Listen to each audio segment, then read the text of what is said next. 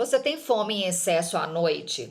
Então, esse vídeo é para você. E aí, nós vamos falar de dois aspectos muito importantes e que de fato te levam a comer em excesso à noite. Eles podem estar isolados ou juntos, mas são fatores ligados ao emocional ou fisiológicos, tá bom? Em relação aos aspectos fisiológicos, a gente precisa observar dois pontos. Presta atenção. Muitas vezes você passa o dia inteiro distraída, fazendo milhões de coisas. E aí você se aproveita disso para comer pouco, para comer bem pouquinho. Você diminui consideravelmente a sua ingestão alimentar. E aí você, não tô com fome mesmo, e aí você vai deixando de comer e passa o dia inteiro sem comer. Você exclui o arroz, você exclui o feijão, a batata, a mandioca, ou seja, todo o carboidrato. E aí, uma coisa que eu digo, você acaba acumulando fome sem perceber. Você tá lá distraída fazendo as suas coisas. Você realmente não tá sentindo fome consciente.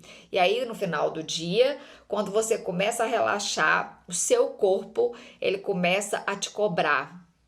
Ele começa a precisar de alimento. Meu Deus do céu, essa louca ficou sem comer o dia inteiro, tem que fazer ela comer. É natural, isso é instinto de sobrevivência. Você ficou o dia inteiro sem comer, com restrições absurdas de alimento. E aí no final do dia é natural que seu corpo te cobre. Essa conta chega. Então não faça isso com você. Se alimente, nutra o seu corpo. Coma proteína, coma carboidratos bons, coma fibras. Exemplo de uma vontade louca pelo doce é justamente a falta do carboidrato. Se seu corpo está com restrição de carboidrato, está faltando glicose no seu sangue. O alimento mais comum para o acesso rápido, para que aumente logo a sua glicemia, é o açúcar, amor. É por isso que às vezes você sente aquela vontade louca de comer doce. Outro ponto importante nas questões fisiológicas. Como que é seu trabalho? Você fica boa parte do tempo mais agitada, mais estressada, mais preocupada? Isso pode estar aumentando o seu nível de cortisol, que é o hormônio do estresse. E olha só, cortisol aumenta a glicose. Cérebro se alimenta de açúcar, de glicose. Dia todo, cérebro imerso a açúcar. Quando vai acabando o seu dia, que vai chegando a noite e você começa a baixar o estresse, automaticamente baixa o pico de açúcar no seu cérebro, o nível de açúcar. E aí seu cérebro não aceita e aí ele começa a te pedir essa reposição através de quê? Da fome, dessa fome em excesso que você tem sentido à noite, tá? E aí, agora eu vou falar sobre um aspecto importantíssimo que é o emocional. Você passa o dia inteiro ocupada, distraída, e aí, enfim, vai chegando à noite, começa a escurecer, vem aquela melancolia, os hormônios começam a modificar dentro do seu corpo para te preparar para dormir. Isso muitas das vezes dispara aquela vontade de comer mais do que o necessário. E aí é a hora de você observar de como estão sendo os seus dias. Como que você tem vivido os seus dias? Pensa comigo.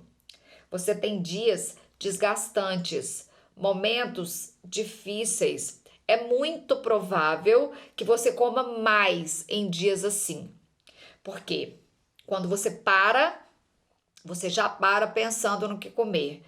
Mas esse comer é para te acalmar, para te dar prazer, para compensar todos os prazeres que você não teve durante o dia, os momentos de relaxamento que você não teve durante o dia. Então, esse comer, ele vem para te deixar feliz, para te acalmar, para te normalizar.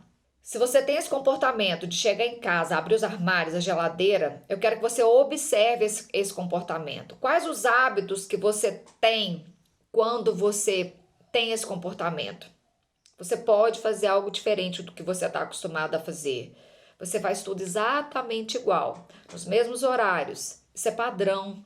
Então, presta atenção nos seus hábitos e tenta inserir momentos dentro desse ciclo que você faz igualzinho todo dia. Tenta inserir momentos, ações diferentes do que você está acostumada. Certamente, você vai começar a se alertar para coisas que você pode deixar de fazer, que não te favorece no seu processo, e passar a fazer coisas que de fato vão fazer a diferença no seu processo de emagrecimento, tá bom?